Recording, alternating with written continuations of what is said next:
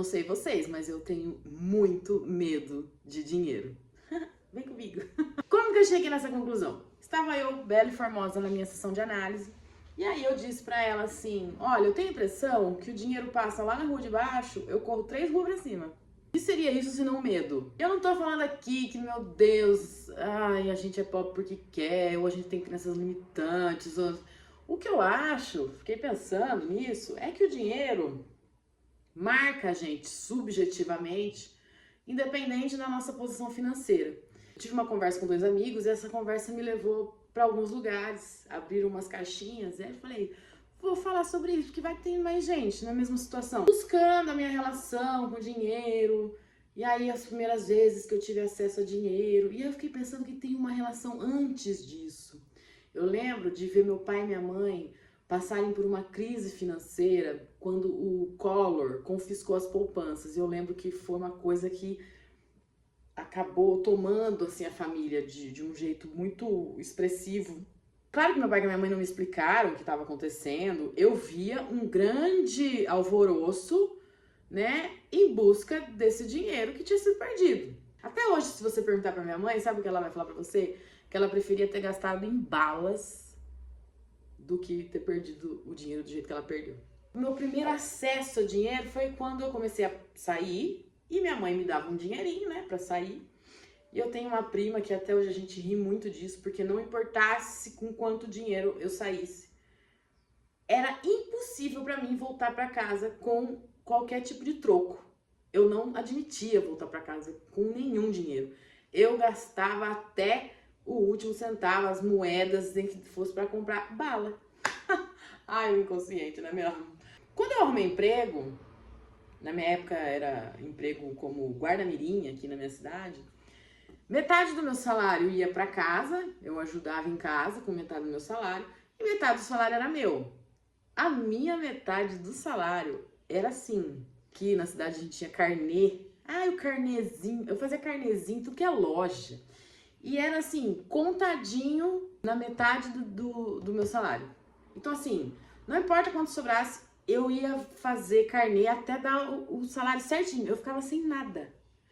Eu gastava tudo. Dava 3 dias, já não tinha mais nada, porque eu tinha pagado conta e ficava sem nada. Então, essa relação que o dinheiro pra mim sempre foi um problema.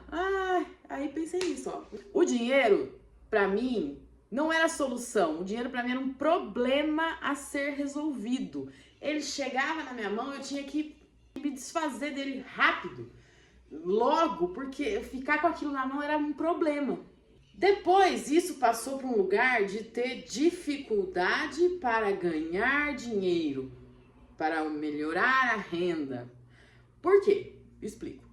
Tinha uma frase da minha mãe, sempre a mãe, né? A minha mãe tinha uma frase que era assim, antes pingar do que secar. Sempre que eu arrumava um emprego que o salário era pouco, era essa frase que eu escutava. Antes pingar do que secar. Melhor receber esse pouquinho do que receber nada. E aí eu tenho a sensação de que vem pingando desde então. Eu nunca abri a torneira de vez. É só aquele pinguinho. Sabe quando a torneira tá com a borrachinha ruim? Sabe? Você tem que trocar a borrachinha, mas em vez de trocar a borrachinha que custa 20 centavos, você fica ali com aquele negócio pingando. Então assim, eu tenho a impressão que o dinheiro vem em pingos pra mim. E como se eu aceitasse isso de alguma maneira. Faz sentido? Não sei, muito doida, né? Às vezes não é o dinheiro, né, menina? Às vezes é o que vem com ele. Você já pensou o que vem com o dinheiro? O dinheiro, ele traz responsabilidade. Eita, responsabilidade, né? Ele marca uma posição dentro da sociedade e melhor. Isso aqui é tudo, pensando aqui na minha cabeça. Qual que é a nossa mini sociedade, né? A família. Quando você ganha dinheiro, você marca uma posição, inclusive na família, que às vezes essa posição ainda deixa você à margem. Gente, isso aqui é tudo eu que tô aqui, caraminholando na minha cabeça, tá? Vocês não precisam concordar com nada disso. Mas a gente não escuta falar por aí quando algum parente, ele dá uma destacada financeiramente? Ele não fica meio à parte da coisa, sabe? Essa é uma família que a renda é mais ou menos igual, tal. Esse que ganha um pouco mais, ele fica um pouco apartado da coisa. E o que a gente mais quer nessa vida é pertencer. Ainda mais ao nosso primeiro núcleo, que é a família. A gente quer pertencer, a gente quer que o pai e a mãe gostem da gente, a gente quer os irmãos. E o dinheiro marca essa diferença. O dinheiro representa muitas coisas, né? O dinheiro pode representar poder. Eu sei lidar com poder? Não sei. Porque eu nunca testei, nunca tive dinheiro. E se eu tiver dinheiro? E se eu mudar? E se eu ficar muito louca? Também pode representar liberdade. E você sabe lidar com liberdade? Tem gente que não sabe lidar com liberdade, não. Que tem que se viver ali no cabresto. Às vezes não ter dinheiro te leva para esse lugar de cabresto, de que, né? Inclusive tem a outra face da coisa, né? Gente que não gasta dinheiro por nada. Também é um tipo de relação esquisita com o dinheiro. Então a gente tem muitas posições que dá para pensar em dinheiro e que talvez a gente não tenha medo do dinheiro. Você pode estar falando, ai, que louca, quem tem medo de dinheiro? Mas, gente, o tanto de trem que vem com o dinheiro, que às vezes a gente luta tanto para ter, e quando ele chega, a gente não sabe lidar com tudo que vem junto. E aí a gente, às vezes, rola até uma autossabotagenzinha para você voltar ao que era antes. Ai, qual a solução? Não sei, gente, falar muito, falar sobre, falar na terapia, tirar esse tabu, né? Dinheiro tem um tabu, a gente não fala sobre dinheiro, a gente tem medo de cobrar um serviço. Eu com meus amigos falamos sobre isso, como a gente tem medo de cobrar por uma coisa que estudou para fazer, que rala todo dia, que dedica um tempo. A gente tem medo de cobrar, tem muita gente por aí que tem medo de cobrar o serviço que faz. Tem gente também que quando ganha dinheiro sente culpa, sente não merecimento. Então, assim, o dinheiro traz muita coisa, muita subjetividade, além do que ele proporciona, né?